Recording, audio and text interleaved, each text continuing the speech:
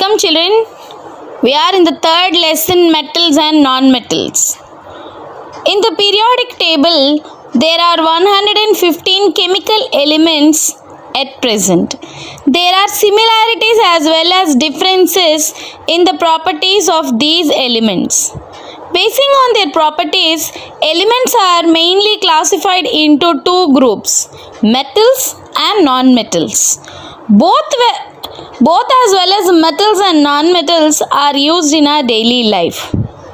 We all know that metals are the elements which lose electrons and become electropositive, whereas examples of metals are sodium, magnesium, aluminium, potassium, gold, silver, etc.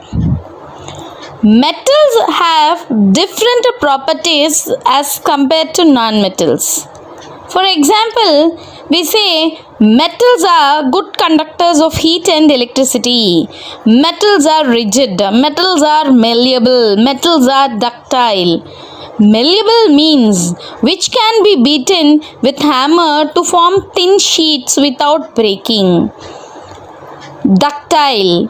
Ductility means a metal can be stretched or drawn into thin wires. As all metals are malleable and ductile, few of them have exceptions in each case. We also say that metals are hard and brittle, which means break into small pieces on hammering or stretching. Children, this is the introduction of the lesson, what we have learned from our earlier classes. Let us go in detail. Metals. Metals are the elements that conduct heat and electricity and are malleable and ductile. Metals are lustrous. Lustrous means shiny nature. That is why metal instruments and other things we use it for our jewelry. Metals are hard, metals are strong, they are heavy and sonorous. Sonorous means ringing sound. That is why bells in holy places are made up of metals. Some of the examples of metals are iron, aluminium, copper, silver, gold, platinum, zinc, tin, mercury, sodium, potassium, calcium and magnesium. During chemical reactions, metals can form positive ions by losing electrons. Let us see few examples. Sodium and potassium are soft metals. They can be easily cut with the help of a knife. Also, they are the most highly reactive elements in the periodic table. Metals are elements except hydrogen which can form positive ions by losing electrons. Example, sodium loses one electron and becomes Na plus sodium ion. Potassium loses one electron and becomes potassium ion. Magnesium and calcium loses two electrons and becomes Mg plus 2 and Ca plus 2. Aluminium loses 3 electrons and becomes Al plus 3. So we say that metals are known as electropositive elements because they can form positive ions by losing electrons. Metals are widely used in our daily life for a large number of purposes. Let us see few of them. Cooking utensils, electric fans, sewing machines, cars, buses, trucks, trains, ships, aeroplanes, all are made up of metals or mixtures of their metals. Such mixtures of metals are called alloys. Example, aluminium and iron are combined for the parts of machines. For jewelry, they combine either silver and gold or copper and gold. List of articles made of metals. Just make a list of articles made of metals in our daily life. We also know that metals are very important for national economy of our country. The most abundant metal in the earth crust is aluminium. Also, there are metals depending on their reactivity. In a periodic table, you can see the first group of the periodic table, we call it as alkaline metals. The second group we call it as alkaline earth metals. Middle we say them as transition metals. Right side of the periodic table you have non-metals. So let us go in detail each and every properties of these metals and non-metals. First we have told metals are rigid in nature. Let us perform an activity. Metals are hard to touch. When you say iron bars used by the person who is making a building to be constructed, they just wind or bend the aluminium or iron wires into desired shape for the construction of a building. That takes a very hard time. So we say that metals are rigid. They are solid in nature. Next one. Metals are malleable. That is, metals can be beaten into thin sheets with a hammer without breaking. Let us perform an activity for this. If we take a piece of aluminium metal, place it on a block of iron and beat it with a hammer for 4 or 5 times, we will find a piece of aluminium metal turns into thin aluminium sheet without breaking. So this shows that aluminium and iron are malleable. The property which allows the metals to be hammered into thin sheets is called malleability. I repeat, the property which allows the metals to be hammered into thin sheets, we call it as malleability. Malleability is an important characteristic property of metals. Gold and silver metals are also the best of the malleable metals. For example, silver metal can be hammered into thin silver foils because of its high malleability. The silver foils are used for decorating sweets and also wrapping food items in the olden days, but nowadays they are wrapping the food in the aluminium foils to keep it fresh and heat for a long time. Aluminium foils are also used for packing food items like biscuits, chocolates, medicines, cigars, etc.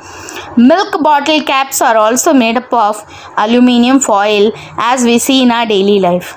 Aluminium sheets are used for making cooking utensils. Copper metal is also highly malleable. That is why they are made into thin sheets. Nowadays, we are using copper water bottles made up of these sheets.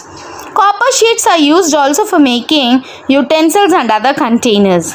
Iron is also a quite malleable metal which is hammered into form of iron sheets. These are used for making boxes, buckets, drums, and water tanks. Children, we are studying about the physical properties of metals. The third property of the metals is metals are ductile. That is, metal can be drawn or stretched into thin wires. The metals such as copper, aluminium, magnesium, iron are also available in the form of wires. The property which allows the metals that can be drawn into thin wires is called ductility. Ductility is another important characteristic property of metals. Most of the metals are ductile. For example, if you say 1 gram of gold can be drawn into 100 meters wire, this says that the highly ductile metal is gold. All the metals are not equally ductile. Copper and aluminium metals are also very ductile and can be drawn into thin copper wires and aluminium wires, which are the best wires used for making electrical cables and wires. Iron, magnesium and tungsten metals are also quite ductile metals. They are also used for making wire gauzes. Iron wires also are used for making wire gauze. Tungsten metal is used for making electrical circuits, especially in the bulbs. Magnesium wires are used in science experiments in the laboratory. Thin wires of tungsten metals are used for making filaments in different types of electric bulbs.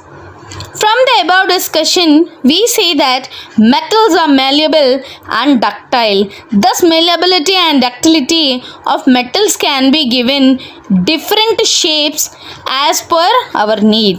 The fourth property, metals are good conductors of heat. Let us perform an activity. Just take a metal rod and fix it onto the stand. Let us take a flat aluminium rod and fix a small iron nails on it with the help of a wax. This rod is clamped to the stand and let it heat for some time. You can see as the metal rod gets heated up, the wax starts to melt and the iron nail starts to get falling from the stand. You can see that the nail attached at the end of the clamp of the rod drops lost. This says that the metals are good conductors of heat, that is, metals allow heat to pass through them easily. Also, metals are good conductors of heat as the conduction of heat is also called. That means when we allow the heat to pass through it, we say it as conducting. Examples, children, you can see mother cooks various dishes in iron or aluminium or copper containers. Within fraction of seconds, you can see the utensils gets heated up and the containers, food materials that is present in the containers get cooked up. That means the metals allow the heat to pass through them. Also, silver metal is the best conductor of heat. It has highest thermal conductivity. Copper and aluminium metals are also very good conductors of heat. The cooking utensils and water boilers are made up of copper, aluminium metals as they are good conductors of heat. The poorest conductor of heat amongst the metal is lead. Mercury is also a poor conductor of the heat. Let us speak about mercury. Mercury, though it is a metal, it is in the form of a liquid. So we say it as a metal which is in the form of a liquid, or we say it as a liquid metal. Also, when a metal is heated, its atoms gain energy and vibrate vigorously. We will now discuss about the metals which are having conductivity. Almost all the metals except mercury are good conductors of electricity. Even including mercury, it is also good conductors of electricity. Children, once think in the past 10 years, you can see the oldest thermometers which we are used to calculate the temperature are just embedded with the mercury in its bulb, not these present digital thermometers. The oldest thermometers are just made with the mercury. As you see the temperature, the mercury point moves into the scale. This shows that metals are the good conductors of electricity. So we'll meet in the next class, children. Thank you. Please open your textbook and go through the lesson once.